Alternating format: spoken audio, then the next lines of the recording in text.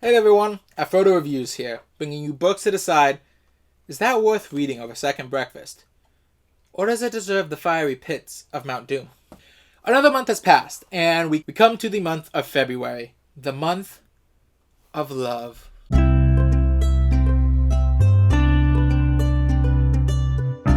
So the month of January has ended, and you have seen my reading journey throughout there.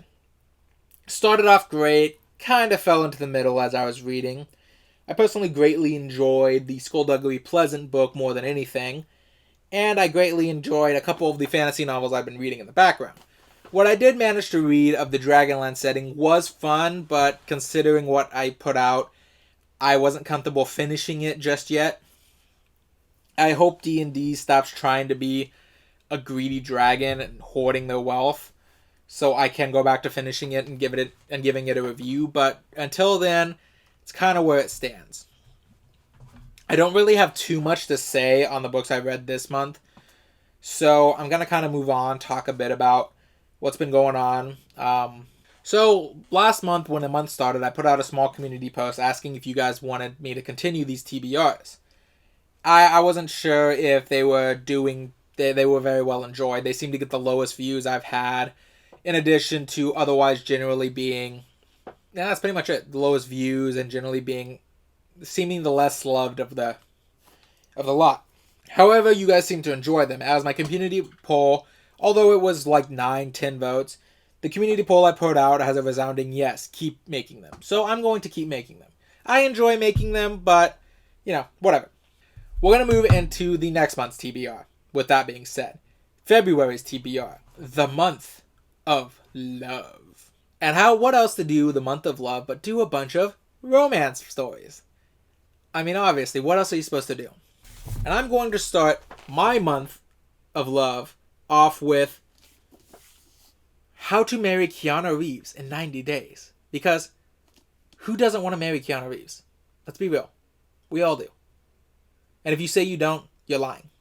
This is a book written by K.M. Jackson, and I'm going to read the synopsis now, because I don't know what else to say about the book. Dear Keanu, you don't know me, but I'm about to ruin your wedding. Artist Bethany Lou Carlisle is supposed to be getting her life together, not obsessing about the walking perfection that is Keanu Reeves. But when news breaks that Keanu is getting married in 90 days, Lou has no choice but to drop everything and persuade him to marry her, or at least cancel the wedding to keep alive the hopes and dreams of so many others. All she needs is to convince her longtime friend True Erickson to help her find the one. True isn't exactly sure how he got roped into chasing an elusive actor all over the country, but it probably has something to do with his unending crush on Lou. So why is he doing everything he can to help her meet the man of her dreams? Because with Lou, anything is possible, even going on a completely outrageous and excellent adventure to find her perfect man. Or will she finally realize the perfect man had been right by her side all along? I'm not gonna lie to you guys, when I first picked up this book, I wanted to read it. It just sounded like a fun, interesting premise. The kind of thing that, just sounds fun to read. And I've been kind of eyeing it up for the past 2 months, waiting for February so I can read it and talk about it. But honestly, I'm looking forward to this one.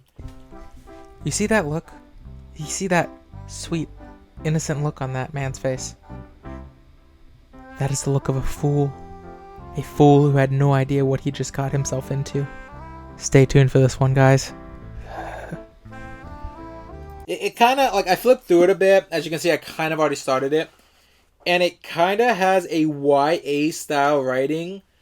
But I'm gonna tell you guys now, I'm not sure it's supposed to be a YA book, because one of the first jokes in the one of the jokes in the first chapter is really adult. I'll probably go into it in the review if that kind of style continues, but for now, let's just leave that. The first, we'll try to spend 90 days trying to marry Keanu Reeves. You know what? It'll be the second Monday. We went for romance, but now it's time to get a little steamy. Romantic love is great, but lustful love is also there. And so, I want this book to hit me with its best Scott. I'm not going to lie to you guys. That is why I picked up this book. because of that pun. That is the only reason I picked up this book. So, the synopsis. The McTaggart brothers have one task. Find English brides or lose their land. Cole McTaggart, Viscount Glendaryll, is a big, brawny Highlander who doesn't like being told what to do, not even by his exasperated English mother, who is determined to see her eldest son wedded and bedded.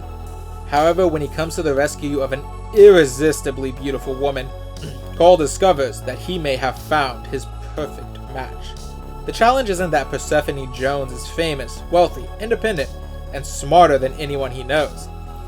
The problem is she's not interested in marrying any man, especially not a hot-headed Scot. Even if he is the only man who seems to understand who she really is, even when she's not sure herself. When Carl learns that Persephone is actually a lady in hiding and someone is willing to kill her for what she stands to inherit, well, Carl has never been one to turn down a fight. When hearts are involved, nothing comes between a Highlander and his lady. So, yeah, this is going to be a more Harlequin romance novel.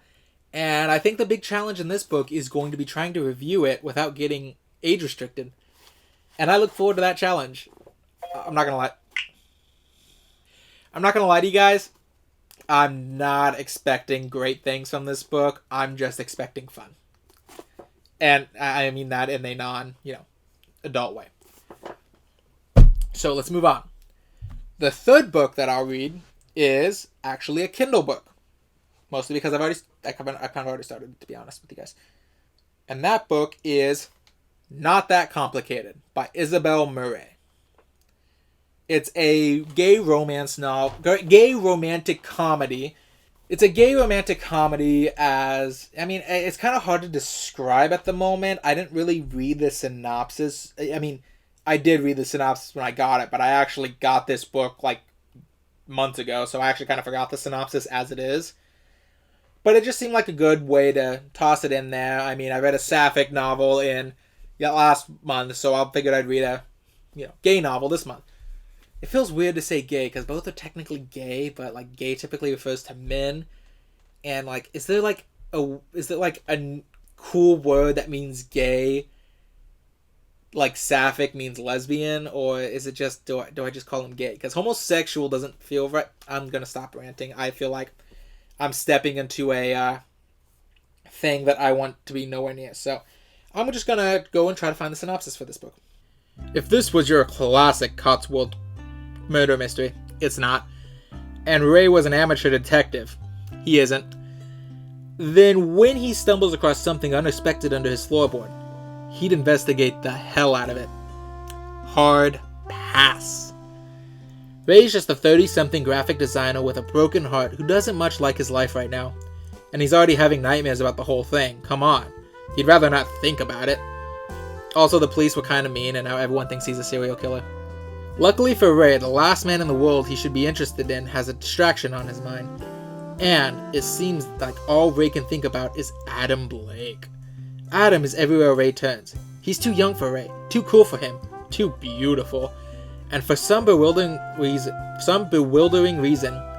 Adam is always there for him when Ray needs him most. But Ray's not falling for it. He's not falling for Adam. Definitely not. Because Ray and Adam have a complicated history. And starting something would be a terrible idea. That's basically the synopsis of that book, as mentioned on Amazon. I picked it up because, it sounded interesting, and, I hope the book isn't going to spend too long on the whole, should I investigate this murder? No, I can't. And kind of mixes the murder mystery with romantic comedy. I'm reading it more as a romantic comedy than a murder mystery, though, so even if it's a bad detective novel, I can still enjoy it. Because, God, I need to find a good detective novel that doesn't result in the world ending.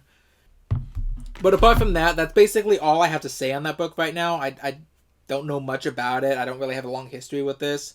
I don't have a long history with many of these books, so for that, I'll move on.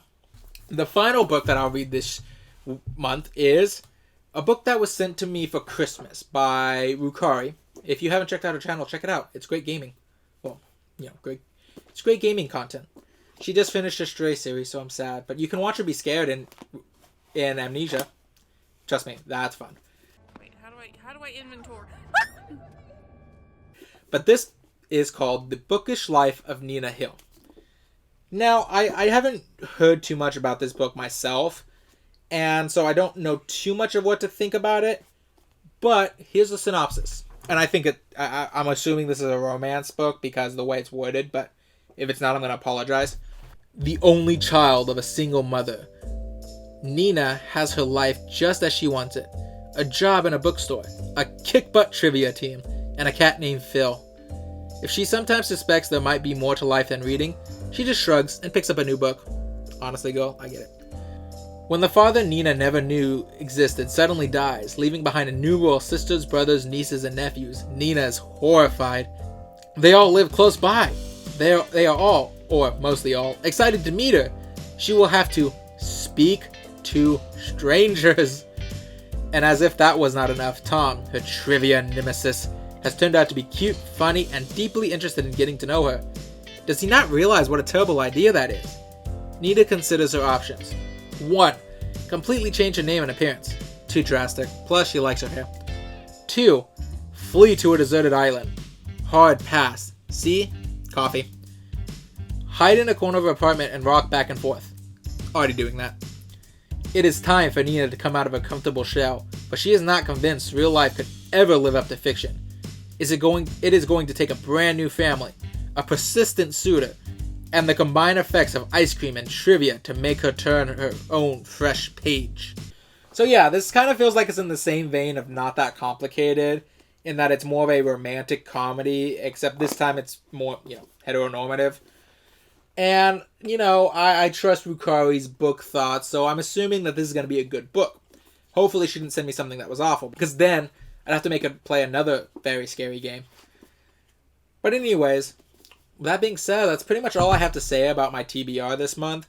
It wasn't too strong, and like I said, most of these books I don't have very much experience with before reading them this week, so I'm going to have to pass on talking too much about them, and I didn't really have much to say about the books that I read last month, since I had already said it. There's no major channel changes that are going to happen either, so there's really not much I can say there. So all in all, that's pretty much all I have to say for this TBR.